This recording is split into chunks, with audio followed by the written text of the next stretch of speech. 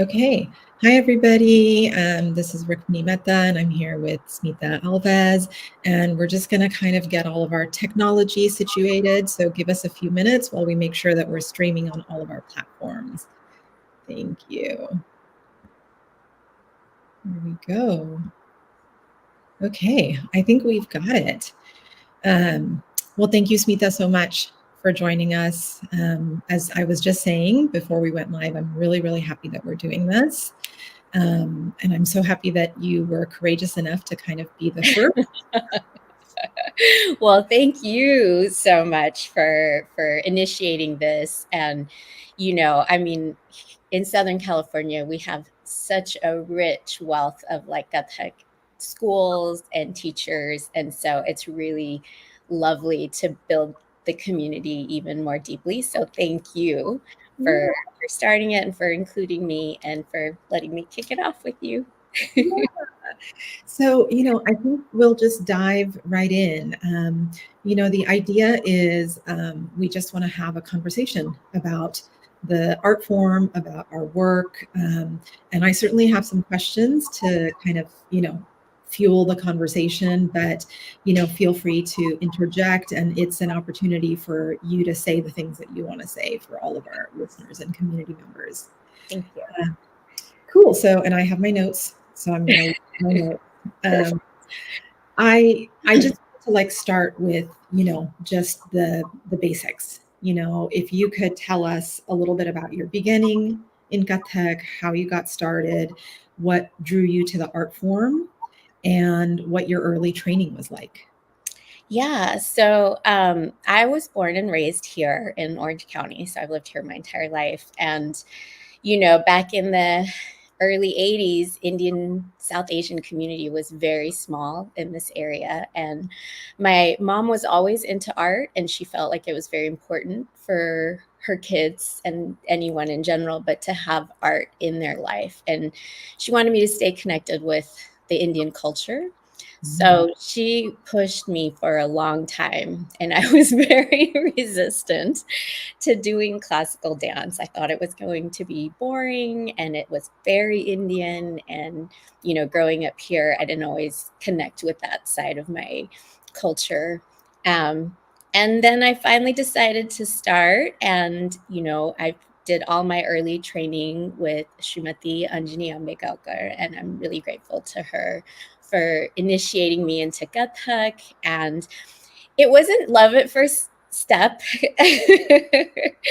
But about a couple years in, I think once I started really understanding, obviously with any classical art form, it takes time to truly grasp. And when I started understanding what the toras were and tintal and how things fit together, and the footwork and tatkar and rhythms really like spoke to me.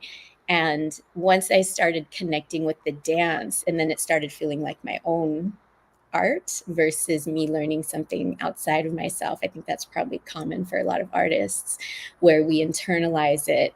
And then it was just like I wasn't going to stop. But the whole time I really honestly felt like it was just my hobby. Back in those days, one extracurricular was plenty growing up.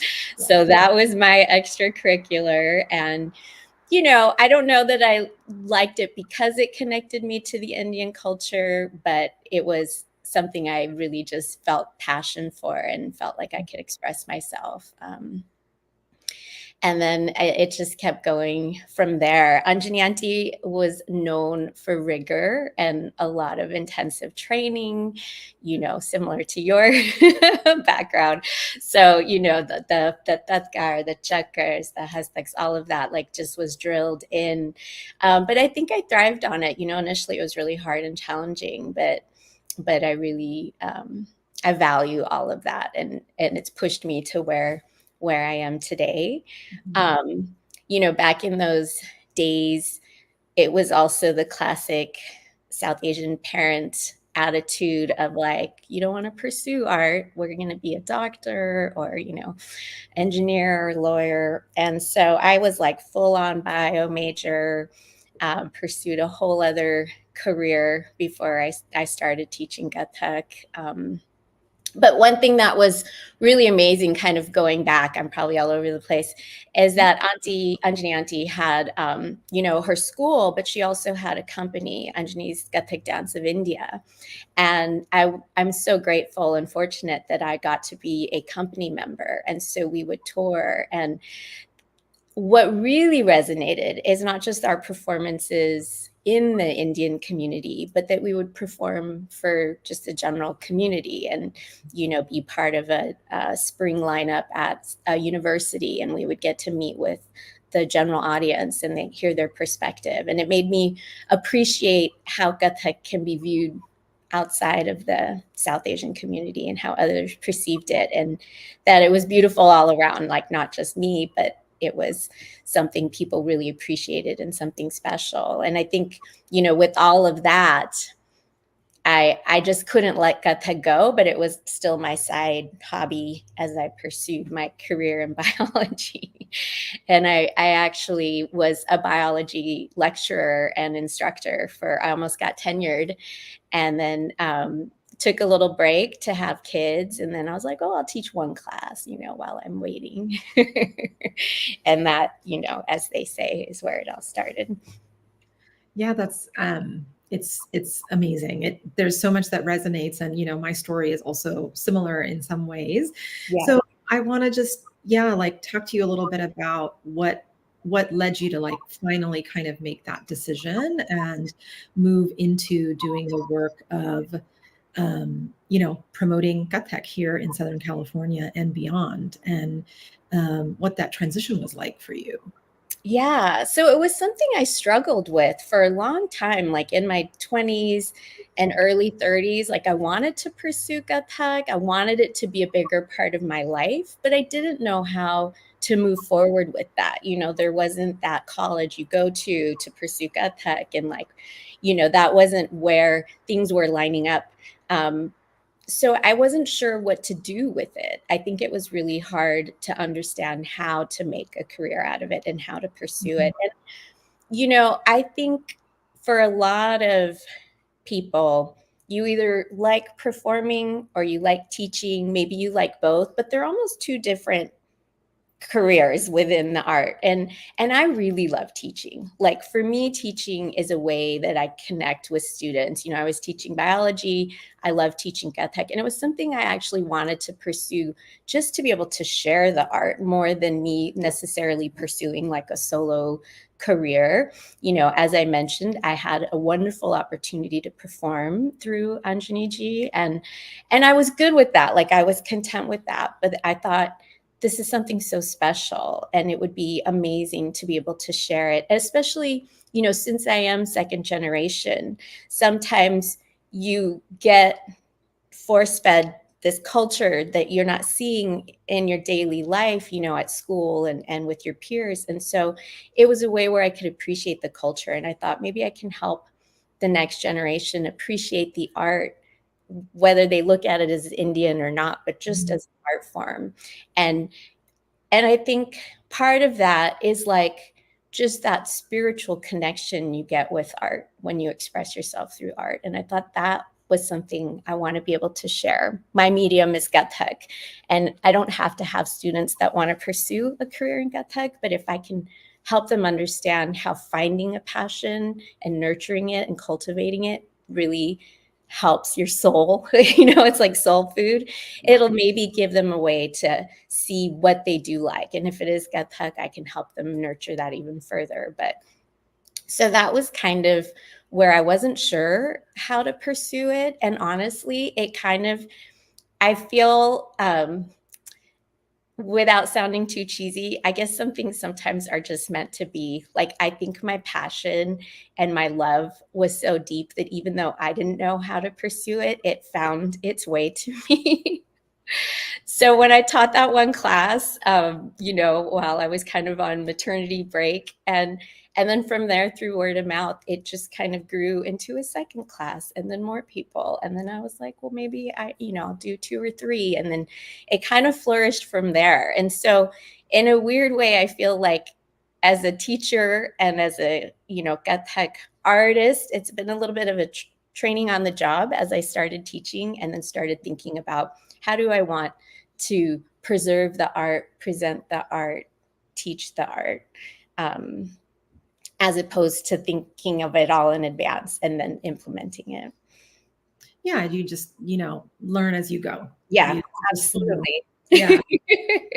And can you actually talk a little bit more about, just your role as a second generation Indian American because it just seems like it's very present for you in terms of being that cultural bridge.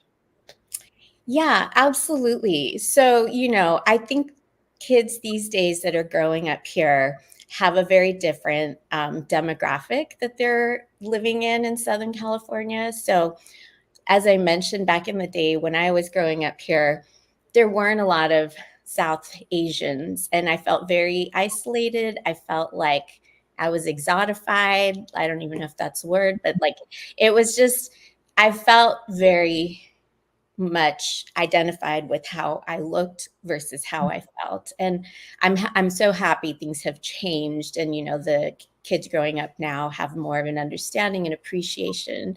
But I do think, you get that judgment. And I wanted to make sure, I had a lot of identity issues. We don't have to go into that about growing up here as, second generation. And if I was Indian or American, and, I'm somewhere in the middle for sure.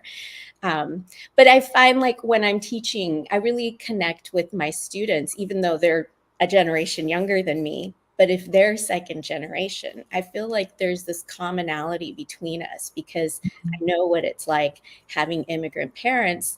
And as understanding as they can be, it's just a different experience growing up second generation than first. And I work with Janelle Burgess, who is the director of Jazz Spectrum, and she has also worked on this idea of how do we bridge cultures. And so, along with her and a few other dancers, we've actually created this presentation that we were presenting at like NDEO and CDEA on how to bridge cultures, because I think, again, here in the US, people are becoming more open-minded, they're hearing more, they're becoming more educated and informed. But otherwise, things that are considered cultural, you get kind of pigeonholed as like, oh, what's that? That's a cultural dance. I don't know what that is. Oh, I don't know if I want to do Indian dance, or, what is it like? Or they just don't always know what to expect. And I don't think it's their fault. It's just people are not informed about it. And I think, whenever I talk to anybody, we just like the art for the art, I mean, obviously the culture is a huge component to it. But I think if we just look at it as art instead of having to always identify it, Mhm. it could all reach broader communities, Yeah. you know? And I Yeah. think, just recently I got pulled into this arts teach program as well, through Segerstrom, and Ramya Harishankar is leading this, Indian Dances of India, and she pulled me in as the Kathak dance representative. And, seeing these kids of a totally different demographic and background, and they're watching it, but they're so open-minded. It's really amazing, and they're curious. And there was one assembly we did where all the kids decided they were going to dance with us in their chairs, and they were literally mimicking every movement that we were. And it was so beautiful. Like, there was no language, there was no discussion. It was just something that came from their heart. And I thought, that's what I love sharing, Mhm. Mhm. and the culture is just part of the art, but Mhm. we don't have to lead with that. Mhm. Yeah, I mean, I'm so happy you spoke about the fact that it is easy to get pigeonholed when you are, it's kind of like all cultural dances are cultural dances. It's a big umbrella, and Yeah. there's not a lot of space to really dive deep into the form, and move beyond that kind of classification of this is a cultural dance. So thank you so much for like touching on that Yeah. important point. um, yeah, I wanted to talk a little bit about the form in depth, and you know there's two things. Kathak dance and Hindustani classical music are kind of, intertwined. One is really not separate from the other. Um, and you've seen that some of that gets lost as you try to create the form, try to create platforms for the form in the West, right? Budget constraints force us to work with recorded music. And then the other piece of the form also is the improvisatory element. Not a lot of people know actually that improvisation is at the heart of Kathak dance. Mhm. So I just wanted to ask you about both of those elements and how you navigate sustaining the connection with music as well as sustaining in your own practice and in teaching the improvisatory element. Yeah, that's great. So, you know, one thing I love about being on this path with Kathak is it's like I never stop being a student and learning, and the growth, and it's just going deeper and more pervasive through the art. So I want to say about 5 or 6 years ago, I met Pandit Divyang Vakil, and he's now my Tal Vidya guru, and he really goes in depth with Tal and rhythm, and with that comes in the musical component, and the musicality of Kathak. And it was such an eye-opening experience because I think especially when you have just a short amount of time, like a lot of the kids, let's say maybe growing up, are just learning through their formative years, and then they go off to college and they don't get to extend into it. But a lot of times you're just trying to grasp the vocabulary. So you're learning the toras, the amas, the tihais, whatever. You're learning these set compositions. And then you're kind of regurgitating them, right? You're like memorizing them, performing them, refining them.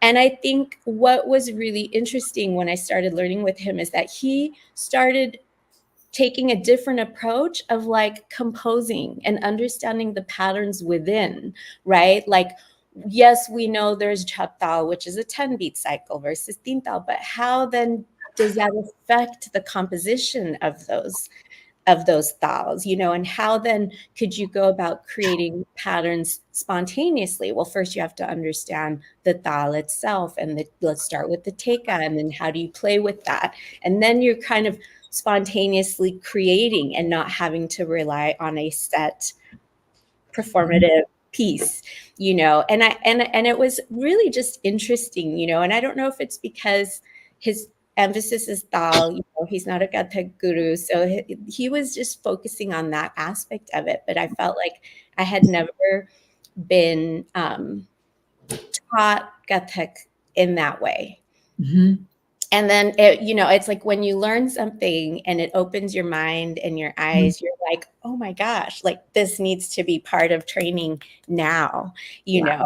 so I'm taking that and trying to now pass it along in little bite-sized pieces for these beginner students, who can't jump in, at the place where I'm at. And so some of the ways that I like to introduce like upaj or just understanding rhythms is just a lot of the lekari of how do we split a beat, into 1, 2, dugun, tigun, cho, right? But it doesn't have to be just with your tatkar. Let's just make up rhythms and break a beat down so that they can understand spacing and how to play with an aesthetic. And then and these are some exercises. He's done some workshops as well with my school. So I kind of expanded on some of the exercises that he gives and let them play with it. And I've had some of my slightly more advanced students also you compose at the high, you know, Mm-hmm. the elements, and a lot of that comes with trial and error, right? Just like any art, you can make a piece of art that you're like, meh, I didn't love that one, and then you make something and you're like, oh my gosh, this is the masterpiece, I love it, Yeah. and letting them just play with it. Yeah. And when I was excuse me, when I was preparing to go to those conferences, the NDEO and CDA conferences, I wanted to also present something for Kathak. And I thought, well, how do I make Kathak relevant to these other dancers that are coming in maybe for ballet or tap or jazz or some other aspect, they don't necessarily want to learn Kathak. So how can I take something from Kathak and make it relevant for them so that they can walk away with something? And so that's what I did. I actually tried to create a whole rhythm workshop on spontaneous rhythms. And so I had other dancers, and I wasn't teaching technique, we didn't do all the basics, but we just played with rhythms, and I showed them different ways of breaking it down and like what's theme thal, because most of them don't work with the 16. Yeah. And I had a lot of tap dancers come up and were like, this just opened my mind to like totally new variations and possibilities. And so I think, like you said, Upaj is like, that's like where Kathak originated, right? Like it should be all spontaneous and not all preset. And so I think, sometimes when we're talking about like the cultural being pigeonholed, I'm like, how can I present Kathak to a different audience in a way that they walk away seeing the value of it, Yeah, that's great. I'm so happy to, this is a very close to my heart, the improvisatory element. So I'm really happy to hear you talk about that. And, some of the experiments that you've done in terms of teaching Upaj are similar to what we try to do as well. Yeah. Yeah, it's great. And, I want to kind of also touch on the live music piece. How has it been for you working with live music? And, a lot of times nowadays, there are actually a lot more musicians today that want to work with Kathak and are available, but it hasn't always been the case. And there's also not always the budget for it. There's real constraints in terms of finances sometimes for the live music piece. So yeah, how have you navigated, incorporating live music in your work, teaching and performing? Yeah. So it's it's like a real time challenge for me right now as I'm preparing for my show in June. Um, I mean, honestly, like you said, there are many more musicians available. But my biggest challenge has been just the financial aspect of it, because, we know as artists, we're always undervalued. So that's the last thing I want to do if I'm bringing in an artist, is to have them feel undervalued. But it's really a struggle financially, and I don't think I've found a good solution for that. And when I talk to some of my peers, and we're talking about putting on shows or performances, and I mean, in so many cases, it's like you're walking away without, if you're breaking even, you feel relief, and it just seems unfortunate based on the amount of time and effort and thought that goes into it, that the artist themselves is not even able to come out of it. I mean, we all have bills to pay. So the exposure doesn't take care of that. So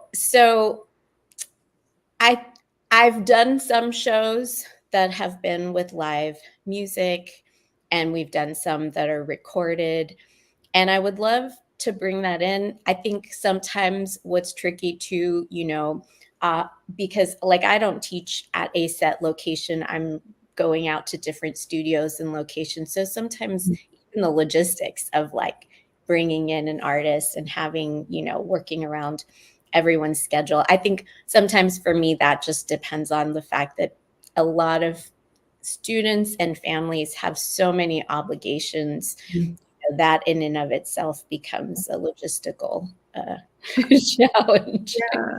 Yeah.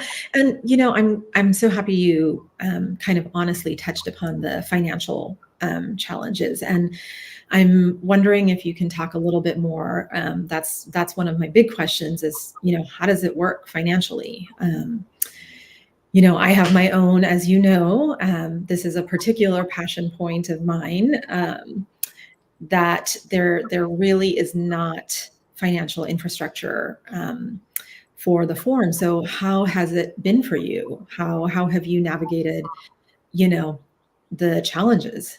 Yeah. I actually go ahead. And what are they? Like really, if you could talk to like the nitty gritty of it all. Sure, sure. I mean, I'll try. I'm happy to be open.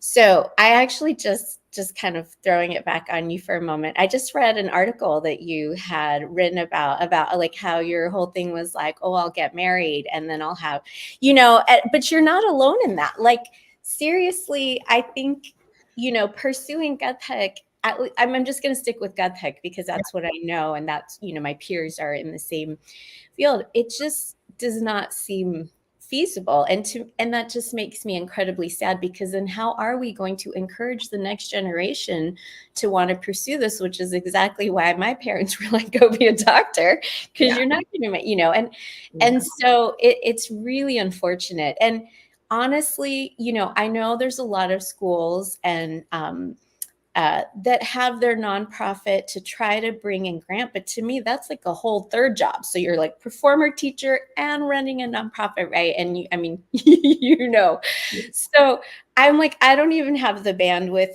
to think about that right now. That's not a possibility for me at this time. Yeah. And so really, it's just like looking to the students and their families to understand the value of like the resources that we can bring in, like musicians, and that if their financial support. Honestly, that's kind of how I do it, because I'm just talking about my annual shows, right? Which is we have to run a theater. Yep. We have to, if we're getting musicians, um, and booking all of the spaces for rehearsals. I mean, I literally have to basically ask my family, say, if you're wanting to participate in this show, there's this little fee that you're putting in so that we can cover this, because I can't say that I'm going to take it out of my pocket. And they're all very understanding of it. I think they appreciate it. But then you just feel like you're playing Monopoly, Mhm. and you get the yellow card, and you're like, oh no, here's a fee I forgot and I didn't think about it, and you're like, I don't get to pass go and collect 200. And I mean, it's so you feel like you're literally just passing money back and forth, as opposed to the luxury of getting to be creative and be the creative director, right? And focus on the art and the teaching, and I think for so many of us, we're the one who wears all those hats, right? My forte is teaching, Yeah. not administrative, not, financial planning. And all of that is also learning on the job. And, each year there's always a few more things on my, here's what I'll do differently next year list, or this worked, let's move forward with that. But I have no, um, I have no magic answer or solution. I'm actually really curious to hear what some of the others in the area, these other artists that you've got on, how they approach it, because I'm also, I'll be really honest. I'm not that person who's going to cold call businesses and be like, that's just not right now where I have the capacity. And we just have to make the calls of like, where can I focus my time? Because there's X number of hours in the day. Yeah, no, absolutely. And I again, I feel like listening to you talk is such a relief to my system, because everything you're saying is what I say all day long. So it's nice to hear someone else say, oh Yeah. my gosh, like I have to perform and I have to teach and then I have to run a nonprofit, and that makes no sense. So it's just really, I'm like, oh, I don't have to say that because somebody else is saying it right now. I'm happy to. I don't have to cry about that because someone else is doing that, doing that crying. So it is, and I think part of the reason I wanted to have this conversation series is because everybody is struggling with exactly the same thing in isolation. Yep. Like each one of us is just in our own bubble, like facing really, really the same, challenges day in and day out. So yeah, I just really appreciate, you touching on some of the struggles honestly, and being willing to say, this is what my strength is and this is what I can do, and this is what I can't. what I can't do. Um, and I think listening to you, I guess, like, I feel like it's not financially viable. It's just that amazing people find a way to do it somehow with the support of families, Yeah. with the support of partners, and with all of that kind of support. And it continues to be, a labor of love. And I do hope that that changes a little bit for all of us. That's certainly my dream. So, Yeah. yeah. Absolutely. And I think, that's where I was also talking about like this divide of like performer versus teacher. I mean, I think realistically, teaching is where you can have a bit more sustainable income. But then once you start teaching, you can't vote. So it's like a double-edged sword. And I think you're right. I think we all pursue it in spite of how difficult it is. I mean, I don't think, it's a struggle. Yeah, I think, but we just want to pursue it so badly. We just Yeah. accept the challenges and move Yeah. forward. Yeah, no, and that's absolutely. I don't. It seems like you could teach and perform, but really, it's really rough. Yeah, it's not. Somehow, it you really have to. One, if you go the teaching route, it becomes very hard to kind of be that artist. Yeah, and I think you feel, when you're juggling both of those, you feel like when you're teaching, you're neglecting the work you want to do on performing, and then you're performing and you're neglect. So it's like it feels like you're always running back and forth to try Yeah, to bring the other side up. And then, it's not always easy to find that balance of like, I'm doing a great job all around. I'm meeting my goals. I mean, I'm doing my best. I know that, but am I meeting all my goals, yeah, yeah, yeah. I wanted to move us to talking about, Kathak is very unique in that it's, as an art form, been popularized by Bollywood. And there's a lot of,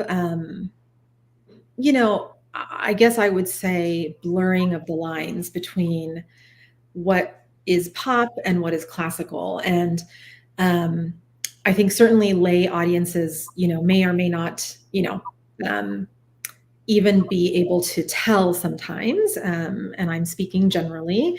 And certainly there are educated audiences, so I'm not speaking for everybody. But I just want to ask you, how do you navigate that in your work? You know, yeah, how do you navigate? I can imagine that it comes up with students. I can imagine, and everybody falls kind of at a different the line for all artists is kind of different. So I'm just curious if you could talk about yours. Yeah, absolutely. So I am not a big Bollywood person. I mean, I hear obviously what's happening, especially if there's like anything semi-classical. I find out about it one way or the other, but I'm not one who's like drawn to Bollywood and the music just offhand. So it doesn't come up in my own practice. Like I'm not always listening to music, but like you said, it does come up or I hear about it and I know there's interest. You know, I think ultimately you have to be comfortable with that line, like you said. So for me, it's not something, if I'm going to do something that's Bollywood or musically semi-classical, I still find that my dance in it is pure from my understanding of like how I'm going to present it. I think, it's interesting because I reflect a lot on like fusion in general, like with Kathak. And sometimes I'll play with doing Kathak on music that's not Mhm. classical. And then I'm always reflecting on like, is this appropriate? Like just for my own personal like making sure I'm true to myself. I'm like, is this okay? Like, do I like what I'm doing here? Am I blurring more lines? Am I causing Mhm. confusion or misunderstandings?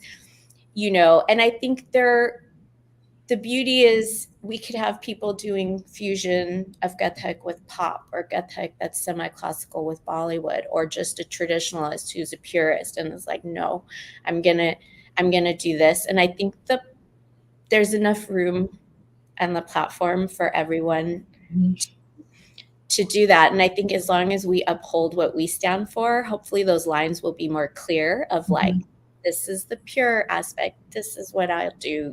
This is semi-classical. Yes, it has elements of Kathak and that makes it beautiful. Or I'm going to totally disjoint it and mix it with some hip hop. But you're respecting the art, right? You're still maintaining the integrity of where the Kathak comes in versus where you're fusing it with something else. And the first experience I had with non-classical music was actually with Anjani Auntie. Um, and she would do these pieces, and there was one that we did with like a little bit of U2 and Yanni and Gypsy Kings, and she just did this whole thing.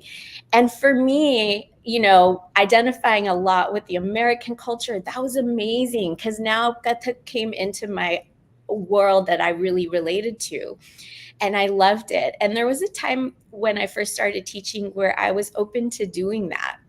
But then I realized it created a little confusion in the students and the families. And I was like, okay, that's not my intention, right? And Yeah, then so I've kind of stepped away from it a little bit.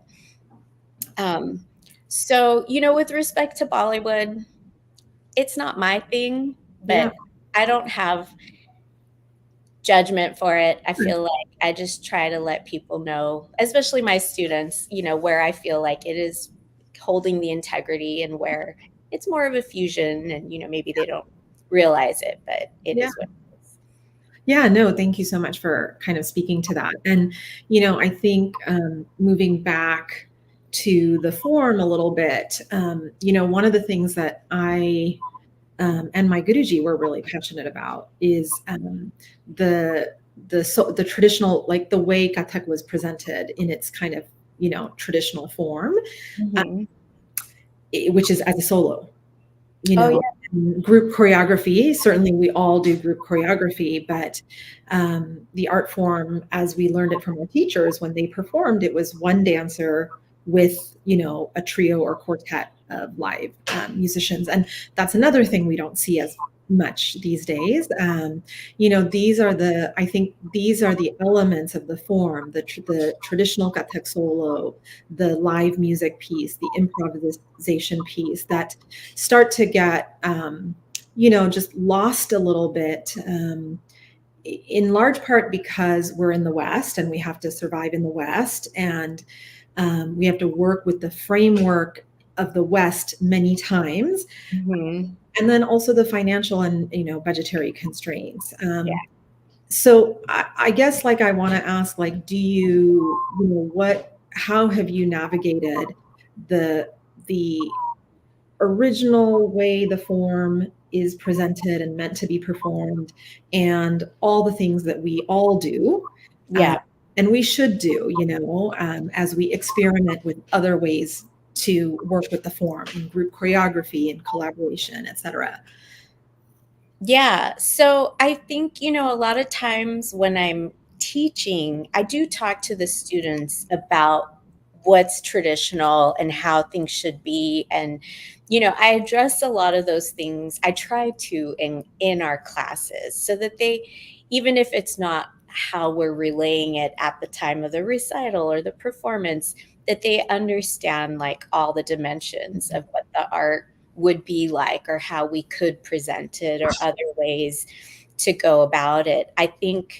Um, I think there's so much more I would want to do, like if I had my wish list and unlimited time and resources, I would love to have students that were pursuing this as a solo, and I could nurture that and have that, as well. And I think it's a fine balance sometimes where I'm trying to figure out what I want to do and then what's actually feasible Mhm. based on my time and, students and like what everyone's limits are.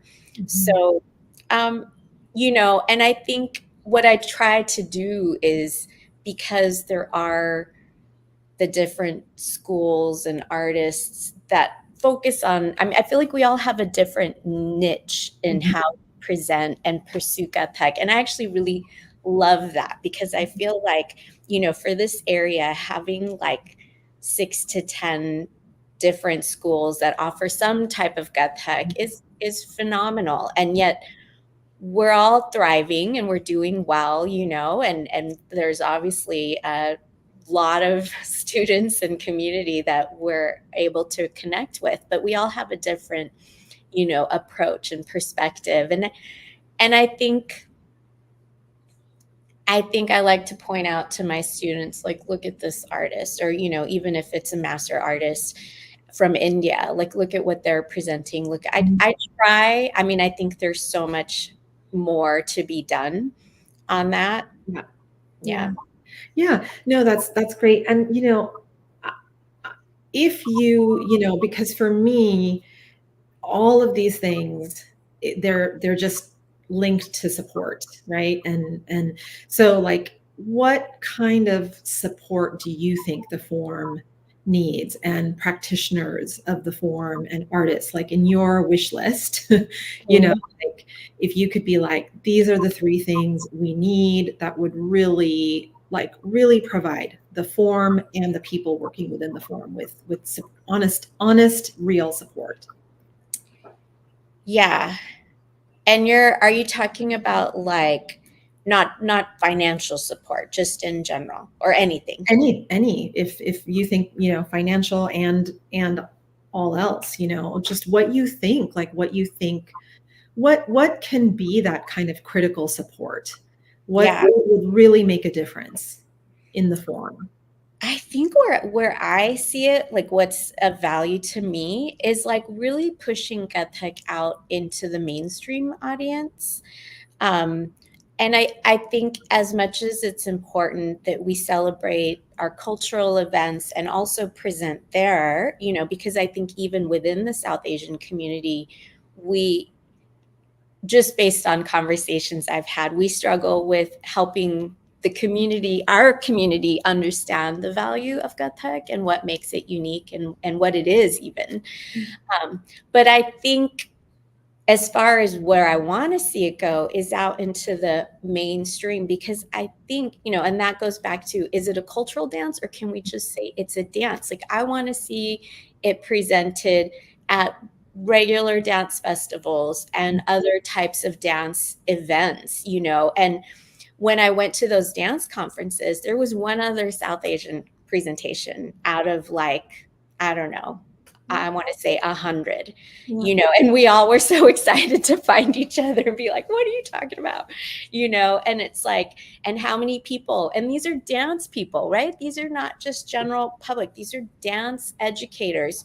Like, oh, I've never gotten a chance to see Indian classical dance or try it. And they were so open and appreciative. And I think, honestly, that is where some of the funding is going to come in, Mhm. where we can get invited, and I think part of, when I reflect on like, well, how did Anjani Auntie do what she was doing? And we got to tour. And I think it was because we were being brought into the mainstream community, Mhm. and I think there's more resources there, and Mhm. the more people become aware of Kathak or any, Indian classical art form, really, I think resources can be made available. They just don't know. Yeah. Yeah, yeah. There's a lot of work, I think, around just being an ambassador for the form, and taking the form beyond just our community. I think that's absolutely a really important part of all of our work. We do, Absolutely. we do live in a very global world, and I think interacting with that big world is super super important. Um, well, it's been for me like an amazing conversation. I feel like you and I have talked a lot offline, Yeah. but I think it's been so nice to like have this structured dialogue, because it's not like I get the chance, even when we're talking informally, to grill you and be like, what do you think about this? And what do you think about this?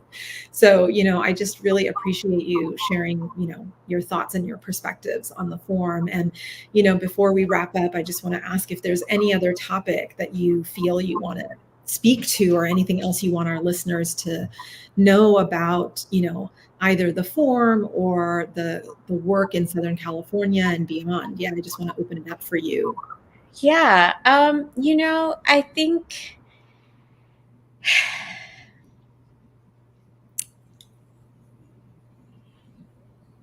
I think one thing I can maybe just kind of touch upon, I think you may have referenced it somewhere, but just about like the cultural and like the spiritual Mhm. aspect of Kathak. And I feel like that's such an important part too. I honestly do feel like that is almost as integral as like understanding lay and Tao, is like this whole spiritual side. And I think probably because that resonated for me, like that's a huge component of why I probably could never leave dance behind. It's like been my spiritual practice and my way of like really connecting with myself.